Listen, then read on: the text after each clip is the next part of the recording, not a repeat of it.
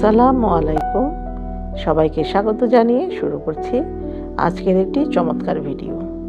আজকে দেখতে পাচ্ছেন এটি ন্যাচারাল ডাইয়ের ভিডিও আমি তৈরি করেছি। এটা একটু বড় হয়ে যাবে, তারপর আমাকে কিছু বর্ণনা করতে হবে। আজকে দুইটি কাপড়ে দুই রকম মর্ডান্ট ব্যবহার করা হয়েছে, স্টেপ বাই স্টেপ বলে দিব। তো আজকে করব আমি কাঁঠাল গাছের কাঠের গুঁড়ো দিয়ে আমি আজকে ন্যাচারাল ডাইটা করব।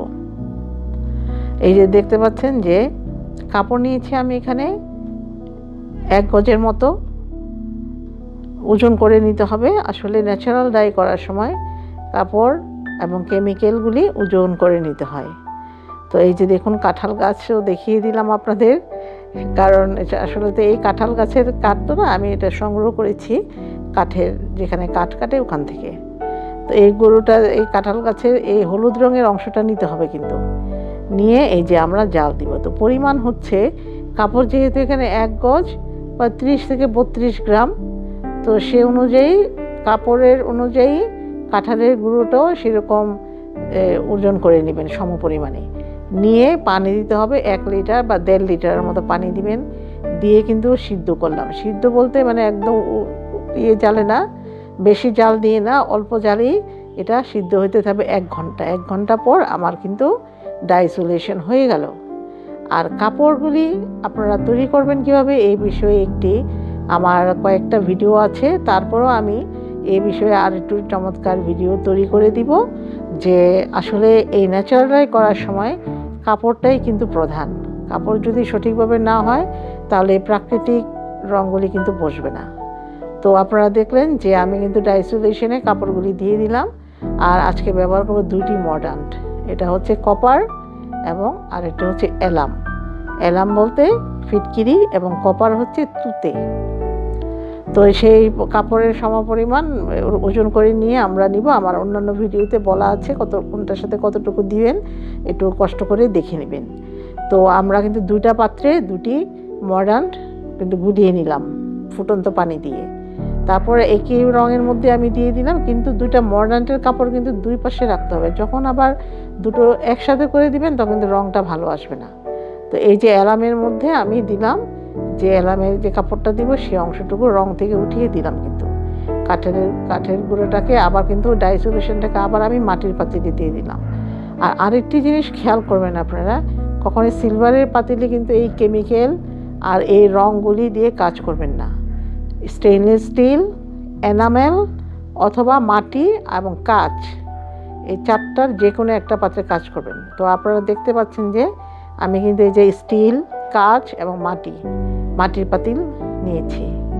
তো যে আবার কিন্তু রং থেকে উঠিয়ে এনে আমি আবার এই যে এতে দিয়ে দিলাম কপারে, আর এটা দিয়ে দিলাম আমি অ্যালামে।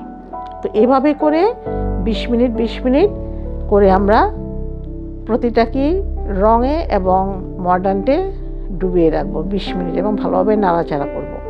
তো এখানে যেহেতু আমি 2টা রং করছি, তো অ্যালামের মধ্যে আমি এখানে ডাই সলিউশন কিছু দিয়ে দিলাম, তো ওটা থাকবে। আর এই যে দেখুন এই কপারেরটা কিন্তু আবার আমি ওই কপার থেকে উঠিয়ে 20 মিনিট রেখে আবার রঙে দিলাম, ডাই সলিউশনে দিলাম, 20 মিনিট নাড়াচাড়া করে রেখে দিব।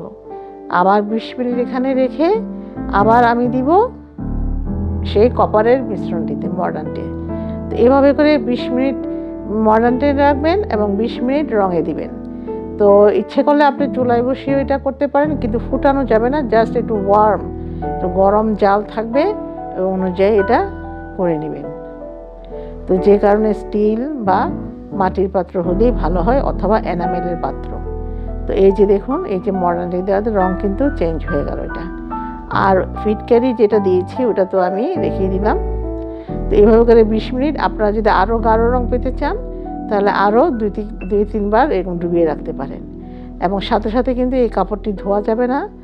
আর এই ন্যাচারাল ডাইয়ের যে রং সেটা বাতাসের সাথে অক্সিডেশন হয়, তাই আমরা এটা রেখে দিব বাইরে বাতাসে শুকানোর জন্য। আমি কিন্তু এটা এখানে দেখা যাচ্ছে এবং ওয়াশ করার পরে 2টি কাপড়ের রং কিন্তু একই রকম, কিন্তু আসলে ক্যামেরায় সেটা বোঝা যাচ্ছে না। কপারে এসেছে একটু গাঢ় রং এবং অ্যালামে এসেছে একটু হালকা রং, অর্থাৎ লাইট গোল্ডেন কালার এসেছে। তো দেখতে থাকুন। যদি আমার ভিডিওটি ভালো লাগে অবশ্যই সাবস্ক্রাইব করবেন, লাইক কমেন্টস দিয়ে সাথে থাকবেন। আর প্রশ্ন থাকলে আমাকে অবশ্যই আপনারা কমেন্টে জানাবেন। তো আশা রাখছি এভাবে করে। আর এই যে পদ্ধতিটা আমি দেখালাম এগুলি হচ্ছে ওয়ার্ল্ড ওয়াইড। শুধু যে কোনো কিছু দিয়ে রং করলেই কিন্তু রঙের স্থায়িত্ব হবে না। আপনাকে ন্যাচারাল ডাই সম্পর্কে ভালো প্রশিক্ষণ নিতে হবে এবং ভালোভাবে এই জিনিসটা রপ্ত করতে হবে। তাহলেই আপনি ইন্টারন্যাশনাল মানের ন্যাচারাল ডাইয়ের কাজ করতে পারবেন।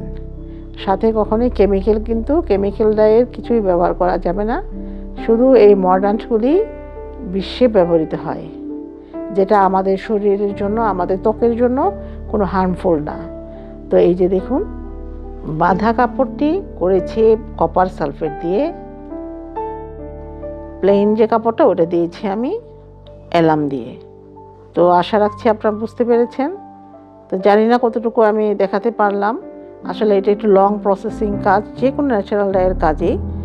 আর সম্পূর্ণ প্রসেসটা আমি ডেসক্রিপশন বক্সে দিয়ে দিব, আপনারা সেখান থেকে দেখে নিতে পারেন।